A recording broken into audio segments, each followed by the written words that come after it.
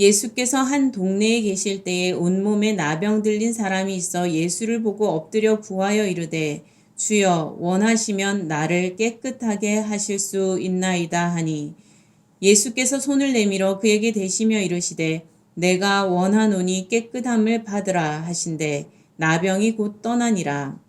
예수께서 그를 경고하시되 아무에게도 이르지 말고 가서 제사장에게 내 몸을 보이고 또 내가 깨끗하게 됨으로 인하여 모세가 명한 대로 예물을 드려 그들에게 입증하라 하셨더니 예수의 소문이 더욱 퍼짐에 수많은 무리가 말씀도 듣고 자기 병도 고침을 받고자 하여 모여오되 예수는 물러가사 한적한 곳에서 기도하시니라. 하루는 가르치실 때에 갈릴리의 각 마을과 유대와 예루살렘에서 온 바리새인과 율법 교사들이 앉았는데 병을 고치는 주의 능력이 예수와 함께 하더라. 한 중풍병자를 사람들이 침상에 메고 와서 예수 앞에 들여놓고자 하였으나 무리 때문에 메고 들어갈 길을 얻지 못한지라 지붕에 올라와 기와를 벗기고 병자를 침상째 무리 가운데로 예수 앞에 달아내리니 예수께서 그들의 믿음을 보시고 이르시되 이 사람아 뇌죄 사함을 받았느니라 하시니 서기관과 바리새인들이 생각하여 이르되 이 신성 모독하는 자가 누구냐 오직 하나님 외에 누가 능히 죄를 사하겠느냐. 예수께서 그 생각을 아시고 대답하여 이르시되 너희 마음에 무슨 생각을 하느냐. 내 죄 사함을 받았느니라 하는 말과 일어나 걸어가라 하는 말이 어느 것이 쉽겠느냐. 그러나 인자가 땅에서 죄를 사하는 권세가 있는 줄을 너희로 알게 하리라 하시고 중풍병자에게 말씀하시되 내가 내게 이르노니 일어나 내 침상을 가지고 집으로 가라 하시매 그 사람이 그들 앞에서 곧 일어나 그 누웠던 것을 가지고 하나님께 영광을 돌리며 자기 집으로 돌아가니 모든 사람이 놀라 하나님께 영광을 돌리며 심히 두려워하여 이르되 오늘 우리가 놀라운 일을 보았다 하니라. 아멘. 오늘 말씀은 두 사람의 치유 사건에 관한 말씀입니다. 12절에서 16절에는 나병에 걸린 사람을 깨끗게 하시고 17절에서 26절은 침상에 누운 중풍병자를 일으키시는 말씀입니다.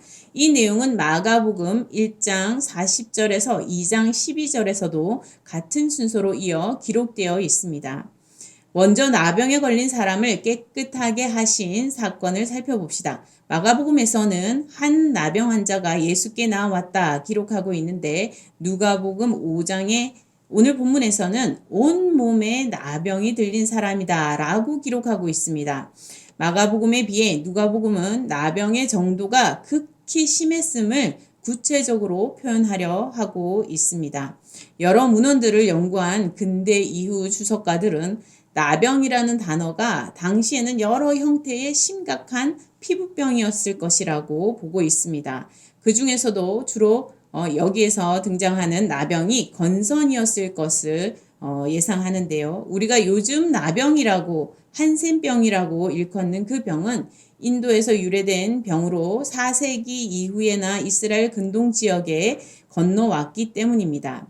서울 안산병원의 건선에 대한 기록을 한번 보니까요. 건선은 피부의 각질 형성세포의 증식과 염증 반응이 일어나는 것으로 원인에 대해서는 환경이나 유전 또 면역학적인 그런 원인이라 추정은 하지만 아직도 그 원인이 명확하지는 않다고 합니다. 처음에는 좁쌀만한 염증으로 시작하여 주로 몸에 대칭적으로 그 염증이 일어난다고 하는데요. 그 염증들이 조금씩 커져서 또 여러 개가 합쳐져서 나중에는 손바닥만큼 커지기도 하고 피가 나기도 하는 그런 아주 힘든 병이라고 합니다. 30%에서 50%는 손발톱에 변형도 생긴다고 합니다. 요즘은 여러 치료 방법들이 개발되어 치료될 수는 있지만 재발의 위험을 완전히 없앨 수는 없는 그래서 계속 관리가 필요한 그런 질병이라고 정리되어 있더라고요. 그러나 당시에 예수님 시대에 당시 건선뿐 아니라 나병으로 일컫는 피부병들은 치유가 어려울 수밖에 없었을 것을 우리는 당연히 짐작할 수 있습니다. 이 나병이 낫는 것은 기적에 가까운 일이죠. 아니 기적이었습니다. 12절의 이 기적을 예수께 기대하며 예수께 나온 사람들이 있었습니다. 그가 동네에 오신 예수를 보았는데요. 예수를 보고 그는 예수께 나아가 엎드렸다고 기록하고 있습니다. 여기서 엎드렸다는 말은 얼굴을 땅에 닿도록 엎드리는 완전히 자신을 낮추고 예수를 의지하여 엎드린 자세를 일컫습니다. 그리고 그는 예수를 주라고 불렀습니다. 주여 원하시면 나를 깨끗게 하실 수 있나이다. 이렇게 고백하였습니다. 그는 예수를 보고 주가 되심을 믿었던 것이죠. 그리고 주의 능력을 믿었습니다. 여기서 깨끗게 하실 수 있나이다 라는 고백이 죄를 깨끗게 하실 수 있다는 고백인지 나병을 치유하여 피부를 깨끗게 하실 수 있다는 고백인지 명확한 구분은 없지만 일단 기본적으로 그 나병이 깨끗하여지게 되는 것을 구하고 있다 우리가 생각해 볼 수 있습니다. 하지만 이 사람의 그 문장에는 믿음이 포함되어 있습니다. 예수께서 원하시면 하실 수 있다는 그 문장에 자신의 고백이 들어가 있고요. 그리고 또 한편으로는 요청이 들어가 있습니다. 믿음의 요청이 들어가 있습니다. 죄든 나병이든 깨끗게 하실 이 예수를 향한 믿음이 있었습니다. 그것을 믿음으로 요청하고 있었습니다. 기적에 가까운 그 치유의 은혜를 구하고 있는 것입니다. 정말 놀라운 믿음이 아니라 할 수 없습니다. 그가 비록 나병으로 인해 큰 어려움을 겪고 있는 와중에 있지만 예수를 바라보고 이러한 믿음을 고백할 수 있었던 믿음의 사람이었다는 것이죠. 믿음은 우리에게 선물이 틀림이 없습니다. 새로운 삶을 향해 나아갈 수 있게 하는 선물입니다. 예수께서는 그에게 친밀하게 손을 대시며 말씀하셨습니다. 내가 원하노니 깨끗함을 받으라. 주께서 말씀하시자 즉시 나병이 그에게서 떠나갔다라고 기록하고 있습니다. 그리고 깨끗하게 되었습니다. 예수께서는 그에게 조용히 제사장에게 자신의 깨끗하여졌음을 보이고 정결 예식을 따라 예물을 드려서 공식적인 절차를 통해서 깨끗하여졌음을 입증하라 라고 말씀하고 있습니다. 결국 예수의 소문이 두루 퍼져 다른 사람들도 말씀을 듣고 병고침을 받고자 모여들었습니다. 마가복음에서는 치유받았던 이가 사람들에게 그 자신에게 일어난 일을 전했다라고 기록하고 있는데요. 그런데 그 결과적으로는 믿는 자가 적었다 이렇게 기록되어 있는 반면에 그가 누가복음에서는 공식적인 절차를 따라서 그 예수께서 말씀하신 대로 자신의 깨끗하여졌음을 입증하는 그 과정을 통해서 사람들이 예수께 모여들었다라고 전하고 있습니다. 많은 사람들이 모여들었다 이렇게 전하고 있는데요. 복음이 전파되는 과정이 때로는 개개인이 개인 전도를 통해서 이루어지기도 하지만 그뿐만이 아니라 예수께서 믿는 자에게 행하신 사건 자체가 공개적이고 공식적인 절차들을 통해 마을에 드러나고 이웃들에게 드러남으로써 예수의 능력과 주 되심의 소문이 전해질 수 있음을 보여주고 있다라고 하겠습니다. 복음 전파의 과정에 우리의 믿음이 요청되지요. 우리가 위기와 고난 가운데 있더라도 예수를 주로 바라보고 우리가 믿음을 가지고 주 앞에 나아가고 주께 엎드리고 또 주께 믿음으로 간구하는 그런 성도가 될 때에 그 은혜를 누릴 수 있는 것입니다. 우리도 그러한 성도가 될 수 있기를 바랍니다. 모두 이 사람처럼 구할 수 있기를 원합니다. 기도할 수 있기를 원합니다. 주님, 주께서 원하시면 나를 깨끗게 하실 수 있나이다 라고 고백할 수 있기를 바랍니다. 또한 이 사람이 공개적인 그 절차를 통해서 자신의 깨끗하여졌음을 드러나게 될 때에 이웃들에게 예수의 능력과 또 주 되심이 소문으로 전해지는 것처럼 우리의 믿음의 결과들이 우리의 삶의 변화들이 사람들에게 드러나 보여지는 역사들이 있을 수 있기를 또한 원합니다. 예수께서는 조용히 계실 곳을 찾아가셔서 한적한 곳에 머무셨다라고 기록하고 있습니다. 이 기적의 과정은 십자가 사명을 향해 가는 시작의 발걸음이셨죠. 누가복음에는 그래서 아주 앞쪽에 나와 있습니다. 1장에 나와 있습니다. 예수께서는 여전히 죄의 고통 가운데 빠져 있는 온 인류를 가슴에 담고 계셨기 때문에 아주 한적한 곳에서 기도하시고 계셨습니다. 두 번째 사건을 한번 살펴봅시다. 17절 이후에 중풍병자 사건에서는 예수의 소문을 듣고 모인 이들이 가득한 그런 상황입니다. 이들 중에는 갈릴리 각 마을과 유대와 예루살렘에서 모여온 바리새인들과 율법 교사들이 함께 앉아 있었다라고 기록하고 있습니다. 바리새인들은 마카비 혁명 이후에 주요 세력으로 등장하였는데요. 율법을 연구하고 행하는데 아주 열심이었죠. 율법주의에 그래서 빠져 있기도 한 그런 상황이 벌어졌습니다. 서기관인 율법 교사들은 포로기 전에는 왕실의 관리였는데 이제 포로기가 되고 그 이후가 되면서 율법의 전문가로서 이제 왕실이 사라지고 그랬으니까요. 그래서 율법의 전문가로서 본문의 배경 당시에는 그들의 학식과 위신이 대제사장들을 아주 능가할 정도로 그들의 발언은 아주 법적인 효력을 크게 발휘하는 그런 정도에 있었다라고 합니다. 예수께서 말씀을 전하실 때 이들이 모인 것은 그들도 예수를 주로 믿기 때문이 아니었고 예수의 말과 행동을 감시 감독해 보고자 하는 마음에서 그들은 모여 있었습니다. 중풍병자 사건은 이러합니다. 예수께서 가르치실 때에 이미 많은 사람이 모여 있었고 무리가 가득하였습니다.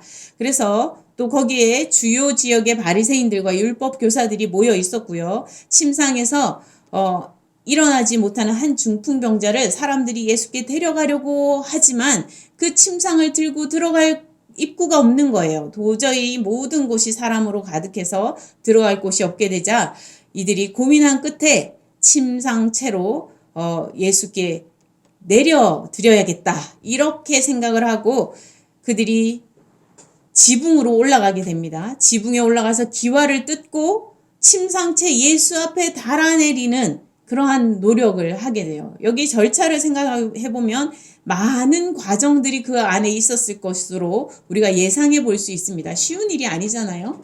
문을 열고 들어가는 것조차 침상을 들고 그냥 문을 열고 사람들한테 좀 비켜주세요 하고 걸어 들어가는 것도 쉬운 일이 아닌데도 불구하고 지붕에 올라가서 기와를 뜯고 침상을 그 예수 앞에 달아내리는 그 과정이 얼마나 많은 여러 과정들이 있었겠습니까? 거기까지 가기 위해서 얼마나 많은 이야기를 하며 서로 협력하면서 서로 고민하면서 그렇게 결정을 했겠습니까? 근데 사실 생각해보면 이들은 정말 못 말리는 사람들 아닙니까? 아니 문으로 들어가면 그냥 그래도 야 지붕 이 침상만 들고 와도 참 못 말리는 사람들이네 이렇게 보았을 텐데 그들이 지붕을 뜯어서 달아내린다고 생각을 하는 걸 보면 그 발상이 도대체 어떻게 그런 발상을 할 수 있는지도 사실 잘 이해가 되지 않고요. 또 한편으로는 그것을 바라보는 사람들의 시선 또한 곱지만은 않았을 것으로 예상할 수 있습니다. 주인의 마음은 어떻게, 집주인은 어떻겠어요? 이렇게 위에서 뭐가 두두둑 떨어지면서 기와가 하나씩 열리면 기분이 어땠을까요? 그 주인이 예수님 곁에 근처에 있었지 않겠습니까? 이것이 창의적인 것일까요? 아니면 미친 짓으로 보였을까요? 아마 미친 짓으로 보였지 않을까 싶습니다. 다른 이들 눈에 미친 짓으로 보였을 텐데 이 중풍병자를 아끼는 사람들의 눈에는 이것은 정말 기발한 아이디어였던 것이죠. 불가능을 가능케 하는 그런 가능성의 문을 여는 가능성의 길을 여는 그런 생각이었던 것입니다. 믿음의 생각이었습니다. 믿음은 불가능한 속에서도 기회를 찾게 하는 선물입니다. 침상에서 일어나지 못하는 환자가 만난 그 위기 얼마나 큽니까? 지금 일어나지도 못하는 그것만으로도 너무 큰 위기지요. 이 위기 앞에서 길을 찾으려고 마음을 계속 간직하는 게 쉬운 일이 아닙니다. 만약에 이 환자가 주 앞에 나아가기를 원하지 않았다면 데려갈 수 있었겠습니까? 없었겠지요. 아무리 주변에서 원한다고 해도 본인이 원하지 않는다면 할 수 없었을 것입니다. 그러나 그는 치유의 길을 찾고 있었다는 것이죠. 그들이 예수께 나왔을 때 심지어 그 예수 앞에 나아가고자 그 집에 예수가 계신 그 집에 나왔을 때에도 더 이상 나아갈 방도가 없었습니다. 없어 보였습니다. 그렇지만 그 상황에서도 그들은 방법을 찾으려 하였다는 거예요. 아무도 상상할 수 없을 법한 지붕을 열어서 침상째로 예수 앞에 그를 내리겠다는 그런 상상을 하였던 것입니다. 우리 미션 임파서블이라는 영화 있지 않습니까? 지붕을 이렇게 딱 열어가지고 거기서 이렇게 딱 톰 크루즈가 내려오지 않습니까? 정말 그 장면이 명장면이잖아요. 그걸 상상해내고 그걸로 성공을 해내는 그 과정들이 미션 임파서블 할 상황을 파스블하게 해내는 그것이 정말 명장면이고 사람들에게 뇌리에 꽂히잖아요. 오늘 이 본문의 장면은 그보다 더한 장면입니다. 한 사람이 이렇게 그냥 건강한 사람이 내려오는 게 아니고요. 지금 환자가 움직이지는 못하는 환자가 침상채 내려오고 있는 상황이에요. 정말 미션 임파서블한 상황 중에 지금 믿음으로 지금 주님 앞에 나아가고 있는 거예요. 함께 나아가고 있는 것입니다. 이 사람들이 협력하고요. 믿음의 사람들이 협력하고요. 서로 돕고요. 정말 고민하고요. 결단하고요. 함께 하나님 앞에 함께 주님 앞에 나아가고자 애쓰고 있는 과정인 것입니다. 지붕을 뜯어서라도 그 뜯는 방법으로라도 반드시 그를 예수께 데려가야 하겠다라고 그 믿음의 사람들이 뜻과 의지를 모았다는 거예요. 그 뜻과 의지는 예수께 대한 믿음에 근거한 뜻이었고 의지였습니다. 그들이 다른 사람의 집에 지붕을 연다면 주인과 사람들에게 눈총을 받는 것이 당연하겠죠. 나중에 지붕을 원상복구 해줘야 될 거 아닙니까? 그건 당연한 거죠. 그러한 노력과 비용을 들여야 할 것을 당연히 예상할 수 있습니다. 그럼에도 불구하고 이 중풍병자가 치유되는 기적을 원하고 바라는 그 마음이 그 어떤 것보다 컸기 때문에 그 모든 것을 무릅쓰고 그들은 방법을 찾아가고 있었던 것입니다. 그들은 예수께서 중풍 환자를 치료해 주실 것을 확실히 믿고 나아갔습니다. 그런 주 되심을 믿었기에 그들은 그런 믿음에 도전을 한 것입니다. 이 사건에서는 나병 환자의 사건에서보다 믿음과 제사함에 대해서 더욱 분명하게 초점을 맞춰주고 있습니다. 20절에 예수께서 그들의 믿음을 보셨다 이렇게 기록하고 있어요. 그리고 중풍 환자에게 뇌제 사함을 받았다 선언하고 계시기 때문에 이 본문은 그 앞에 있는 사건보다 더 믿음과 죄사함에 대하여 명확하게 기술하여 주고 있다라고 말할 수 있습니다. 지붕에서 침상에 있는 중풍병자를 예수 앞에 달아내린 그들의 믿음을 보셨다는 것이죠. 예수께서는 그리고 그들의 믿음을 보시고 죄사함을 선언하여 주시는 은혜를 허락하여 주십니다. 믿음은 여러 난관을 만나도 그 난관을 넘어가게 하시는 주님을 바라보게 하는 것입니다. 난관은 똑같아요. 모두에게 그 난관은 불가능해 보이는 정말 어려운 난관일 수 있습니다. 그럼에도 불구하고 믿음의 사람에게는 그 난관을 넘어가게 하시는 주님이 계시다는 것을 바라보고 주님께 나아가게 한다는 것입니다. 그리고 주님과 함께 그 난관을 넘으려 한다는 것이죠. 그러나 바리새인들과 서기관들은 예수께서 주시구나, 주님이시구나 믿음으로 바라본 것이 아니었습니다. 예수가 신성모독을 하는구나 이렇게 여겼다라고 기록하고 있습니다. 예수께서는 그들의 생각을 아셨습니다. 그들은 불신을 가지고 있었고 예수께서는 그들의 불신을 아셨습니다. 그들도 예수의 소문을 듣고 이 자리에 모이지 않았습니까? 지금 그 자리에 많은 사람들이 모여 있는데요. 예수의 소문을 듣고 모여온 사람들의 그 마음은 다 달랐을 것입니다. 그러나 그 중에서도 오늘 본문에서 이 바리새인과 서기관을 중심으로 콕 집어서 묘사하고 있는 것은 이들이 믿음을 갖지 못한 채로 그 기적의 자리에 있어도 그 기적의 은혜를 함께 누리지 못한다는 것을 보여주고 있습니다.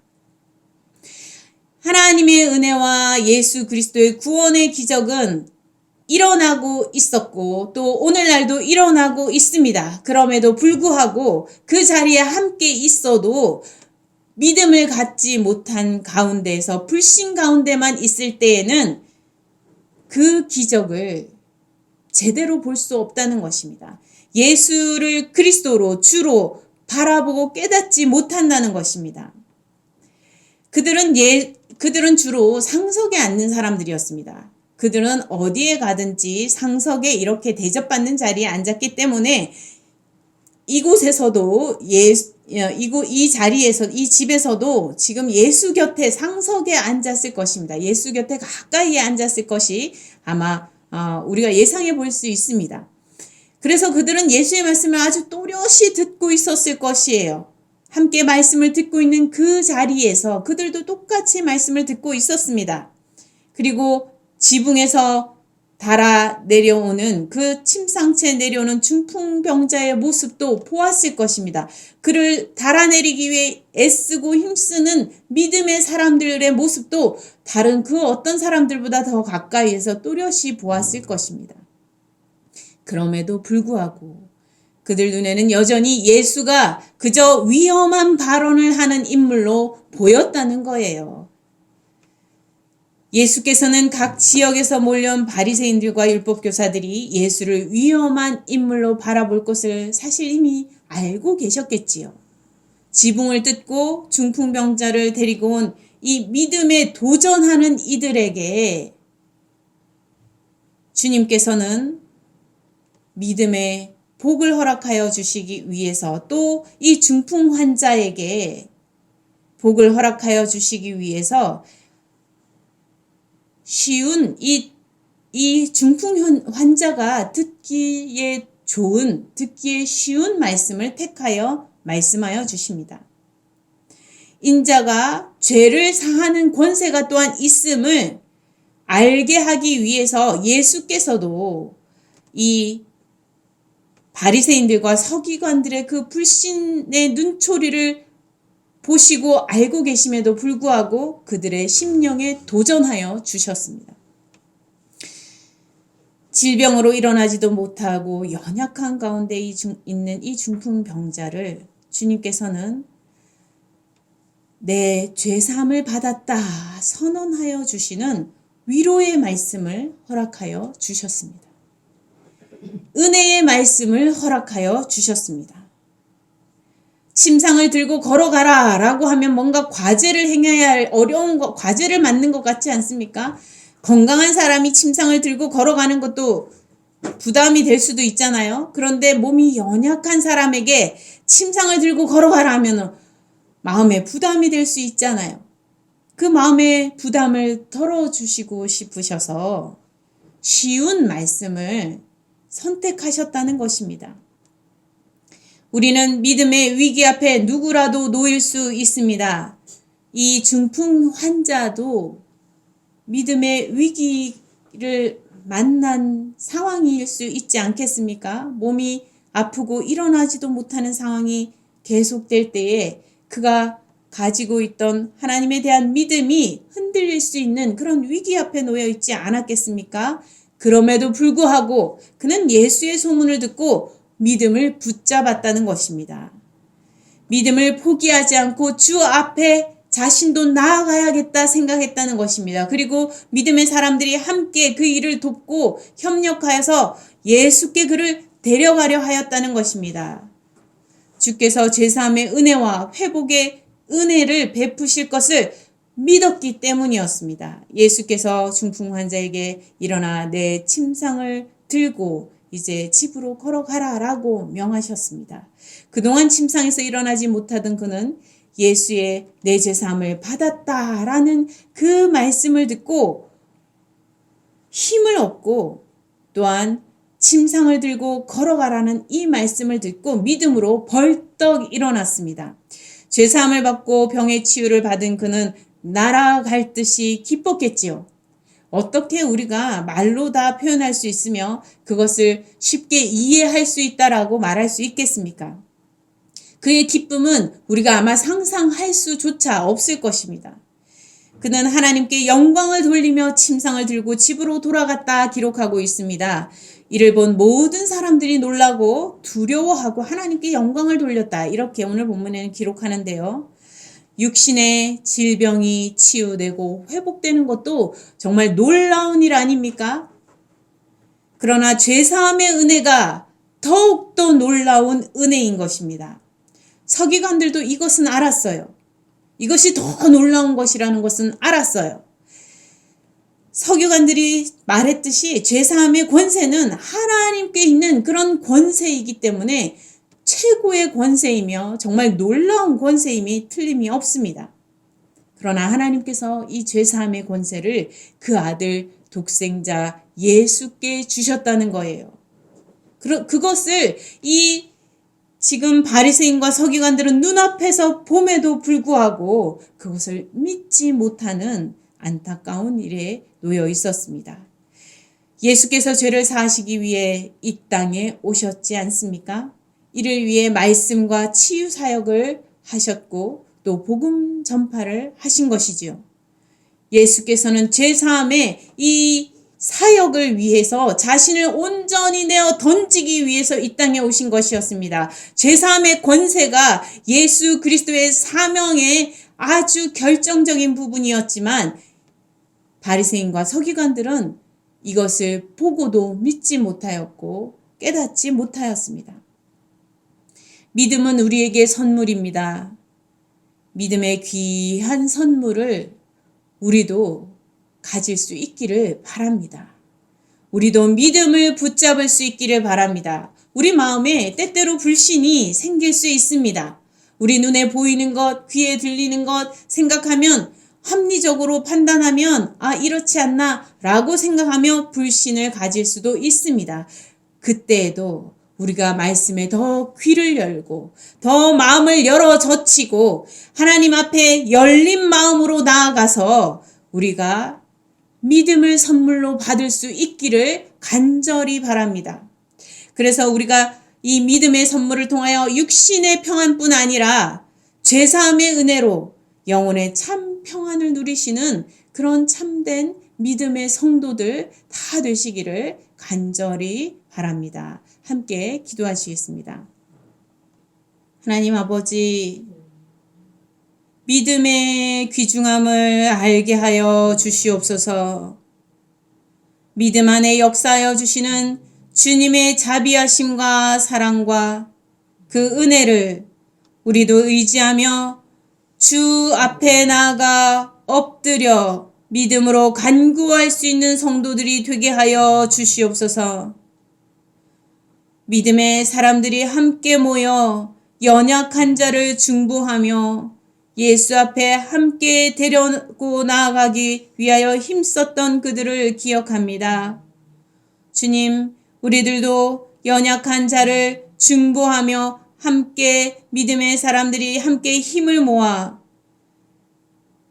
치유받고 회복되어야 될 주님의 사랑받을 사람들을 주 앞에 데려오게 하옵소서. 죄사함과 치유의 놀라운 은혜를 함께 누릴 수 있게 하여 주시옵소서. 우리도 믿는 자들이 연약한 자 가운데 있는 이들을 돌아볼 눈을 허락하여 주시고 또 그들을 위해 고민할 수 있게 하시며 그들을 위해 방법을 찾아가며 그들을 위하여 봉사할 수 있게 하여 주시옵소서. 믿음의 역사에 참여하는 자가 다 되기를 원합니다. 주님, 저희들을 사용하여 주옵소서. 많은 난관들을 만날 때에 주님의 역사하시는 은혜 앞에 나아가기를 포기하지 말게 하시며 위기와 난관들을 넘게 하시는 주님을 바라보고 주님을 의지하며 주 앞에 힘써 나아가기를 도전하는 믿음의 성도들이 되게 하여 주시옵소서. 예수 그리스도께서 제사함의 거룩한 사역을 감당하시기 위해 십자가 고난의 사명을 향해 도전해 가신 삶을 우리도 바라보게 하시며 우리도 하나님께 영광을 돌리며 주를 함께 따르게 하여 주옵소서. 날마다 하나님의 자녀로서의 모습으로 믿음 안에서 거듭나게 하여 주옵소서. 감사드렸고 예수 그리스도 이름으로 기도드립니다. 아멘.